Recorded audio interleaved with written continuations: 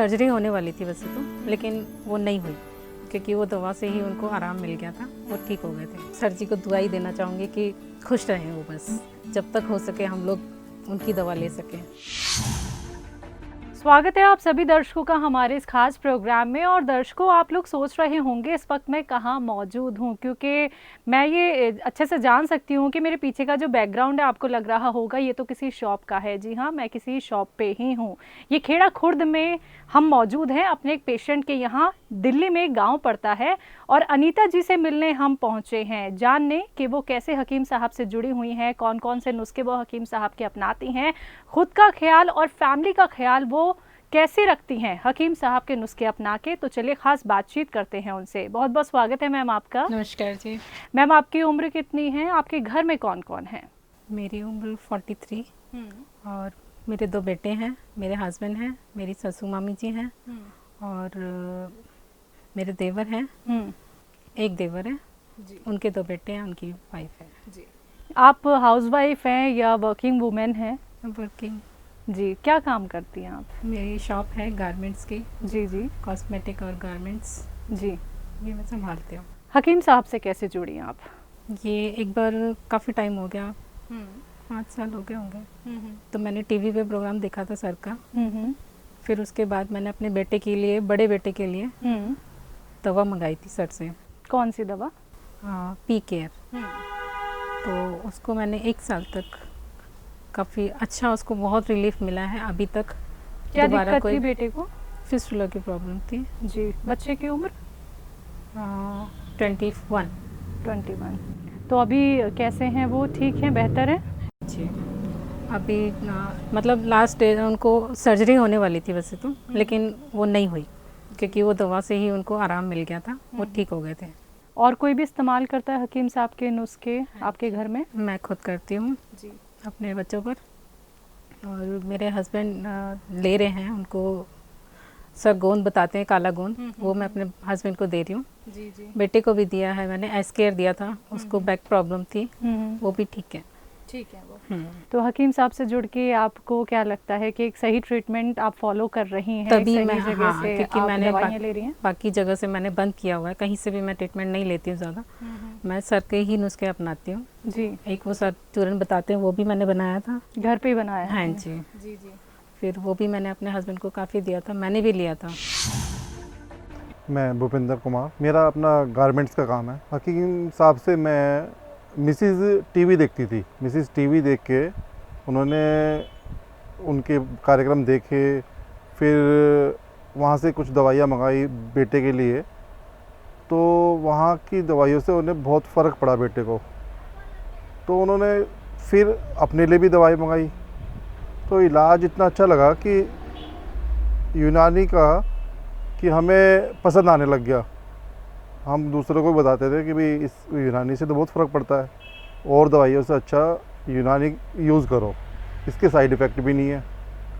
और मैंने खुद भी गौनसिया लिया, मेरे घुटनों में दर्द था, तो उसके बाद मेरे घुटनों में दर्द कम हुआ।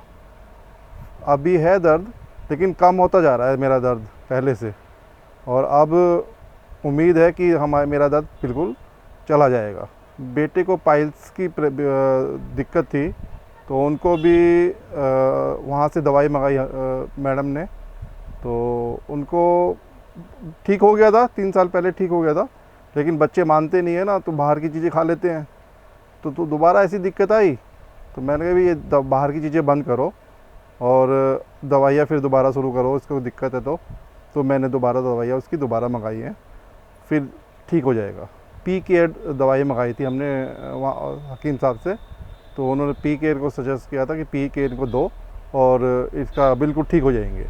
वाइफ को पैरालाइज़ की दिक्कत हो गई थी, तो उनके लिए भी अब दवाई मंगाई है, जैतून का सिरका मंगाया है, जो कि वो यूज़ कर रही हैं और उससे उन्हें आराम मिलना शुरू हुआ है।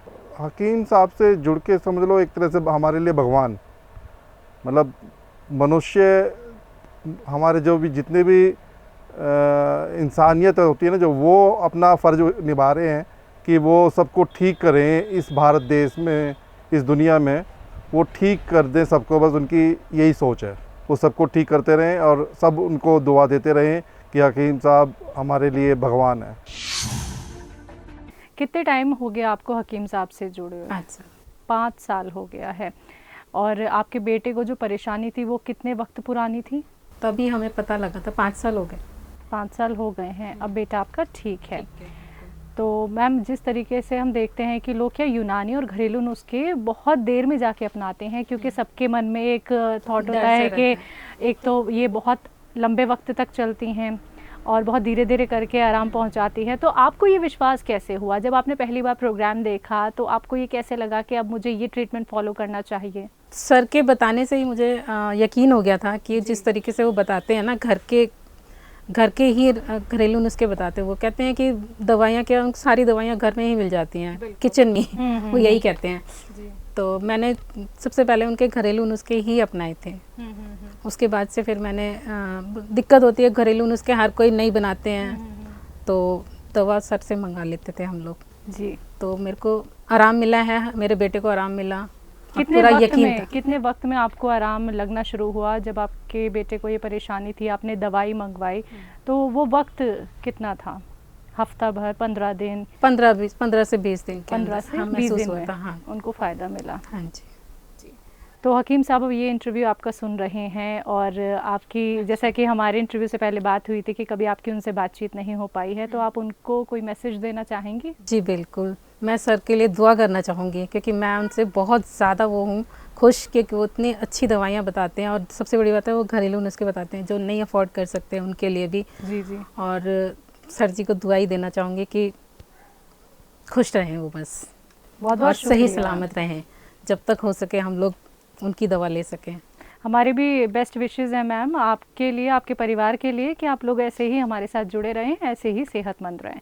तो दर्शकों, ये हमारे साथ जुड़ी अनीता जी, जो खेड़ा खुर्द में रहती हैं। ये एक छोटा सा गांव है दिल्ली का, और जाना आप सभी ने कि वो कौन कौन से नुस्खे हकीम साहब के अपनाती हैं, कैसे उनके जो बेटे हैं वो भी ठीक हो गए हैं। तो ऐसे ही आप लोग भी सेहतमंद हो सकते हैं, लेकिन उसके लिए आपको करना क्या है? हमारे साथ जुड़े रहना है। तो आज के इस खास कार्यक्रम में बस इतना ही। मुझे दीजिए इजाज़त। नमस्कार।